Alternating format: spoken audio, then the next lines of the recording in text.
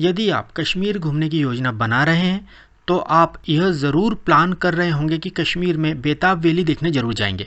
यदि आप बेताब वैली देखना चाहते हैं तो हम आपको इस वीडियो में बेताब वैली से जुड़ी सारी जानकारी विस्तार से देंगे, परंतु उससे पहले ज़रूरी है कि आप कश्मीर यात्रा से जुड़ी हर छोटी से छोटी जानकारी इस वीडियो से प्राप्त कर लें ताकि आपकी यात्रा में कोई परेशानी ना आए।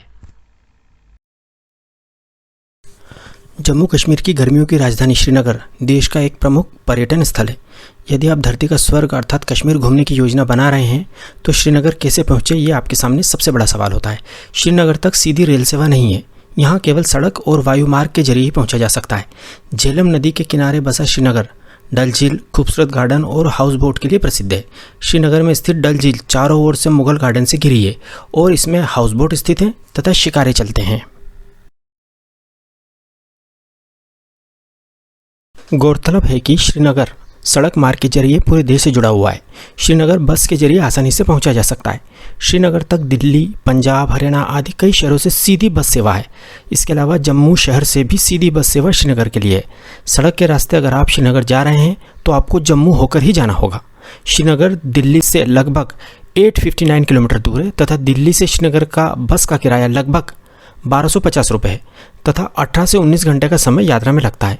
इसी प्रकार जम्मू से श्रीनगर 266 किलोमीटर दूर है तथा बस का किराया 230 रुपये है। बस द्वारा जम्मू से श्रीनगर पहुंचने में लगभग 7.5 से 8 घंटे का समय लगता है। सड़क मार्ग से श्रीनगर जाने में हालांकि समय ज़्यादा लगता है, लेकिन रास्ते में मिलने वाली प्राकृतिक खूबसूरती आपकी सारी थकान मिटा देती है। ऐसी अद्वितीय प्राकृतिक खूबसूरती का लुत्फ आप हवाई यात्रा में नहीं उठा पाएंगे। आप जम्मू तक ट्रेन से भी आ सकते हैं, परंतु जम्मू से श्रीनगर आपको बस या टैक्सी से ही जाना पड़ेगा क्योंकि श्रीनगर तक रेल सेवा नहीं है। श्रीनगर बस स्टैंड पर उतरने के बाद आप ऑटो रिक्शा या टैक्सी से आपकी होटल या हाउस बोट तक पहुंच सकते हैं। ऑटो रिक्शा का किराया बहुत कम होता है जो कि दूरी के आधार पर लिया जाता है।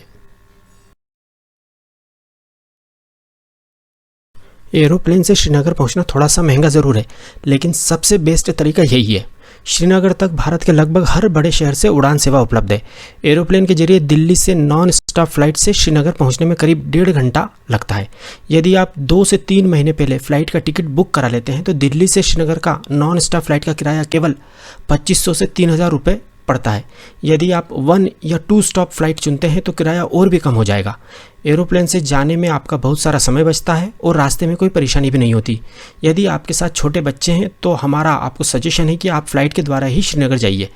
Air Asia, Indigo, spice jet, Go Air, air India आदि एयरलाइंस दिल्ली से श्रीनगर के लिए प्रतिदिन कई उड़ानें संचालित करती हैं।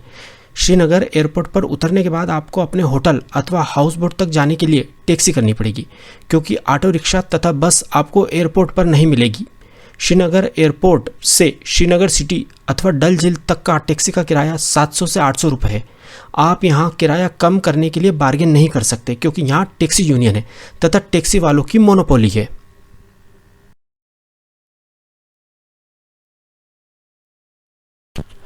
शायद ही कोई ऐसा पर्यटक होगा जो श्रीनगर की डल झील के हाउस बोट में कुछ समय न बिताना चाहे।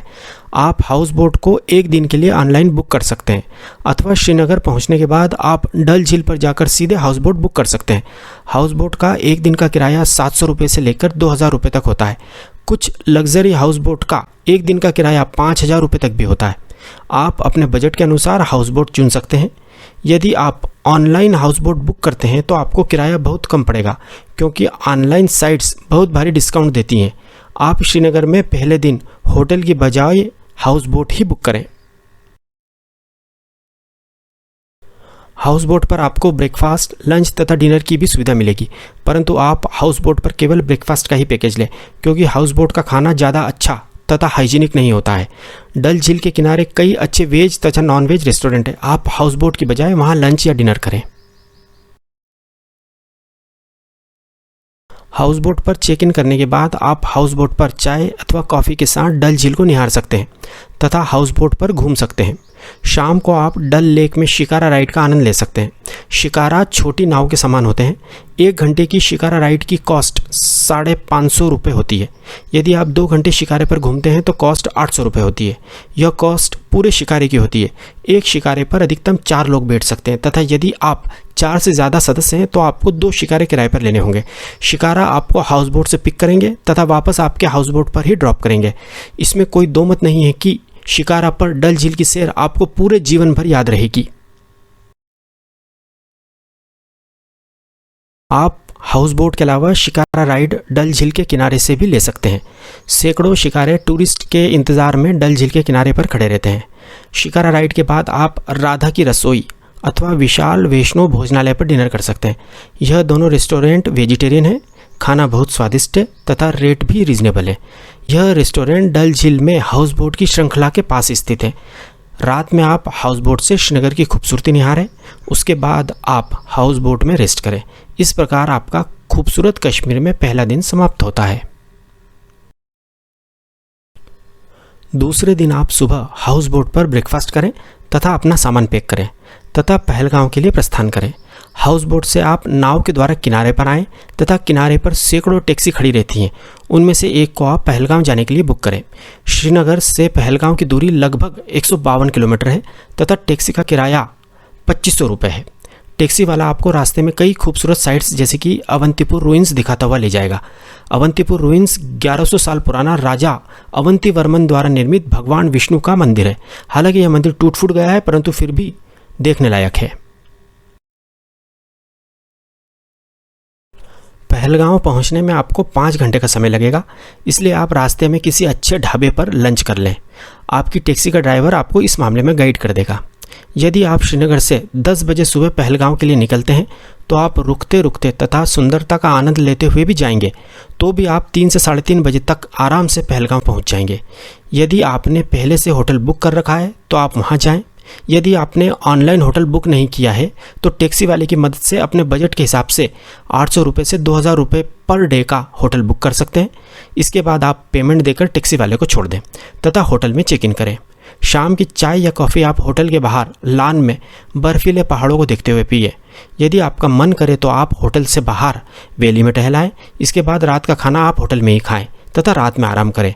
इस प्रकार आपका मैजेस्टिक कश्मीर में दूसरा दिन समाप्त होता है। तीसरे दिन सुबह पहलगांव में अपने होटल में ब्रेकफास्ट करने के बाद आप होटल से ही चंदनवारी, बेतवा वैली तथा अरू वैली के लिए टैक्सी बुक कर सकते हैं। इन तीनों स्पॉट्स को घुमाने का टैक्सी का किराया 1500 रुपये से 1800 रुपये के बीच है। पहलगांव से चंदनवारी केवल 15 किलोमीटर दूर है। चंदनवारी एक बहुत ही खूबसूरत स्पॉट है जहां से ऊंचे पहाड़, झूमते पेड़ और रंग बिरंगे फूल दिखते हैं। यदि आप यहां अप्रैल से अक्टूबर के महीने में आते हैं तो आपको वास्तव में लगेगा कि आप जन्नत में आ गए हैं। आप यहीं स्थित किसी ढाबे पर लंच करें। इसके बाद आप बेताब वैली जाएं। 1983 में एक बॉलीवुड रोमांटिक फिल्म आई थी जिसमें सनी देओल और अमृता सिंह एक साथ नजर आए थे। उस फिल्म की शूटिंग इसी घाटी में हुई थी। इस फिल्म के नाम पर ही इस घाटी का नाम बेताब वैली रखा गया है। नर्म घास के मैदान और हसीन पहाड़ियों से घिरी यह घाटी पहलगांव और चंदनवाड़ी के बीच स्थित है, जहां से एक मार्ग अमरनाथ मंदिर को भी जाता है। यह एक खूबसूरत और बेहद आकर्षक घाटी है जो हरे भरे घास के मैदान और बर्फीली चोटियों से घिरी हुई है। चंदनवाड़ी से लौटते समय आप बेताब वैली में घूमें।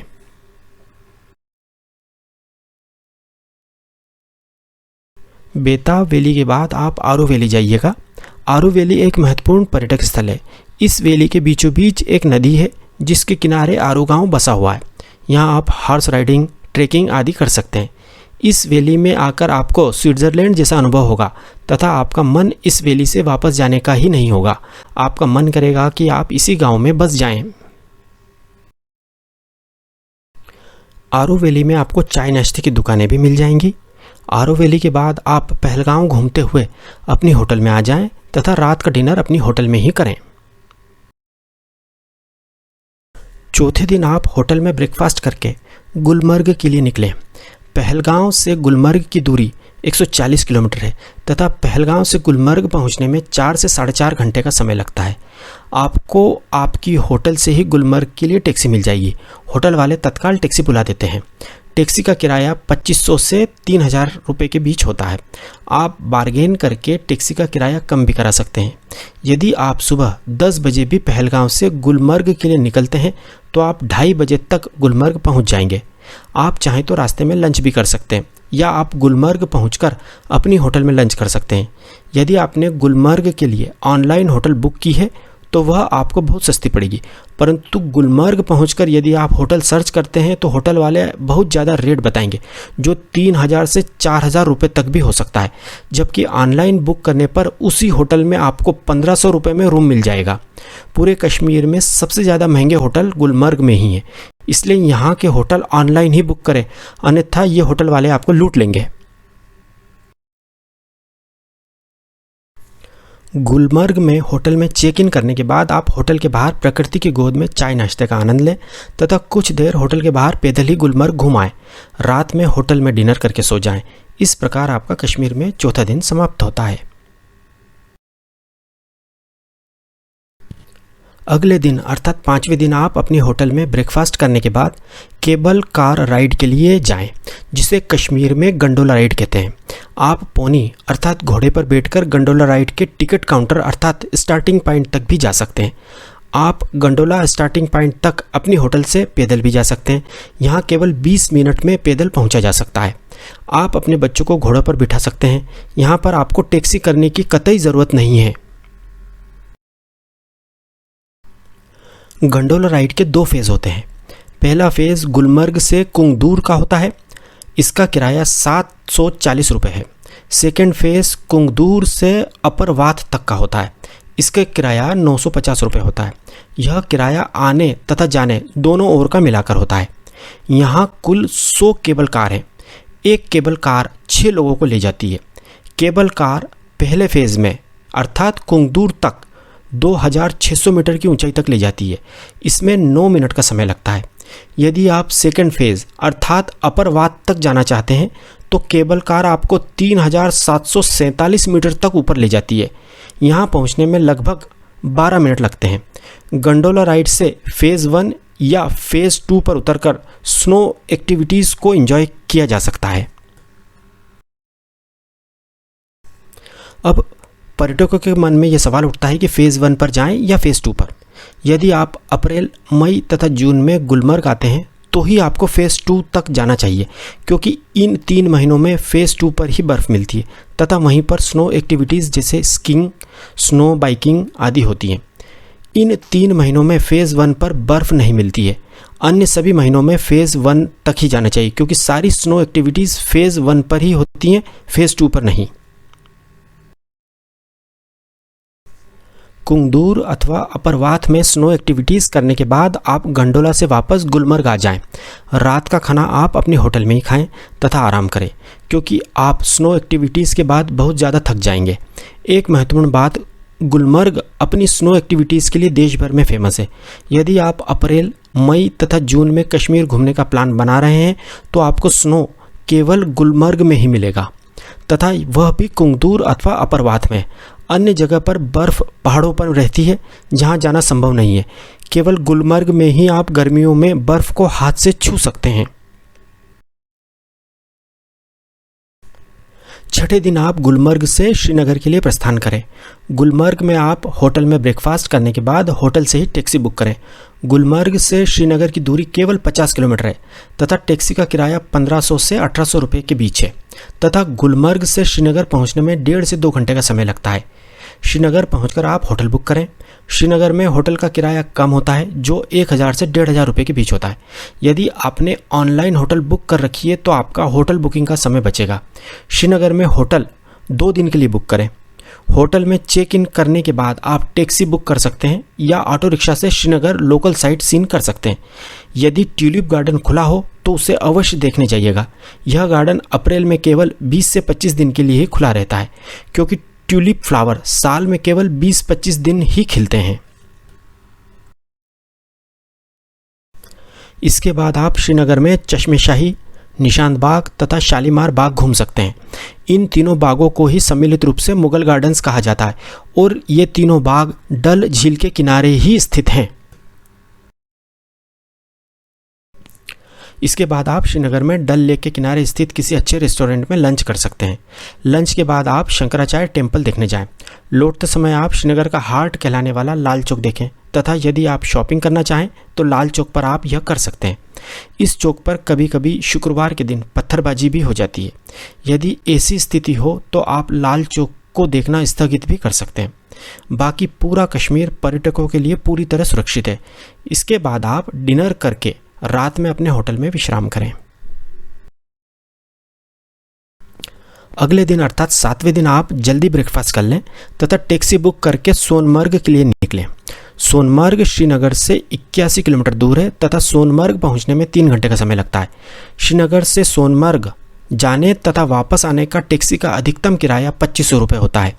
सोनमर्ग के लिए आप सुबह 8 बजे तक निकल जाएं ताकि आप सोनमर्ग 11 बजे तक पहुंच जाएं।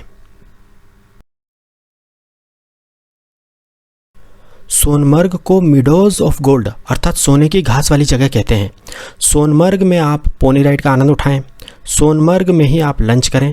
सोनमर्ग में घूमने के लिए 5 से 6 घंटे का समय काफ़ी होता है। आप सोनमर्ग से वापस श्रीनगर के लिए शाम को 4 बजे निकल जाएं ताकि आप अंधेरा होने से पहले श्रीनगर वापस आ जाएं। सोनमर्ग से श्रीनगर का रास्ता रात में बहुत ज़्यादा सेफ नहीं है। यदि आप ज़्यादा घूमना चाहते हैं तो सुबह श्रीनगर के होटल से और जल्दी सोनमर्ग के लिए निकलें। सोनमर्ग से वापस आने के बाद रात का खाना आप श्रीनगर में अपनी होटल में खाएं अथवा आप डल लेक के किनारे स्थित रेस्टोरेंट में भोजन करें। रात में अपनी होटल में विश्राम करें। अगले दिन अर्थात 8वें दिन सुबह का ब्रेकफास्ट करके आप होटल से चेकआउट करें तथा टैक्सी के द्वारा एयरपोर्ट अथवा रिक्शा के द्वारा श्रीनगर बस स्टैंड पर आ जाएं। होटल से एयरपोर्ट वापस जाने का टैक्सी का किराया 700 रुपये होता है। यदि आप फ्लाइट से दिल्ली या कहीं और जा रहे हैं तो एयरपोर्ट पर अपने गंतव्य स्थान के लिए बोर्डिंग करें। यदि आप बस से जा रहे हैं तो श्रीनगर से जम्मू के लिए बस का टिकट ले लें तथा वापस अपने घर की जर्नी एंजॉय करें।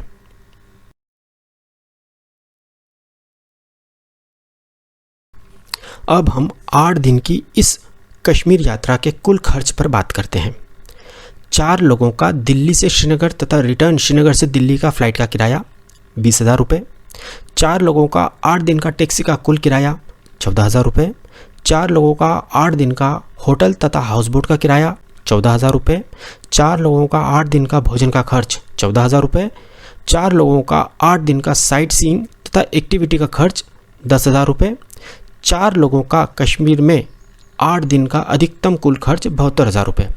इसे हम 4 से भाग देते हैं तो प्रति व्यक्ति अधिकतम कुल खर्च 18,000 रुपये आता है। इस प्रकार आप केवल 18,000 रुपये में शानदार तरीके से फ़्लाइट को शामिल करते हुए कश्मीर घूम सकते हैं। यदि आप फ़्लाइट की जगह बस से कश्मीर आते हैं तो प्रति व्यक्ति खर्च घटकर केवल 15,000 रुपये ही होगा।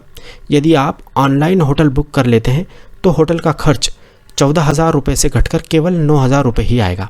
तो अब इंतज़ार मत कीजिए, जल्दी ही कश्मीर घूमने का प्लान बनाइए और अधिक जानकारी के लिए हमें मैसेज करें। यदि आपको हमारी जानकारी सही तथा उपयोगी लगी हो तो हमारे चैनल एक्सप्लोर इंडिया विद विकास को सब्सक्राइब ज़रूर कीजिएगा। Thank you.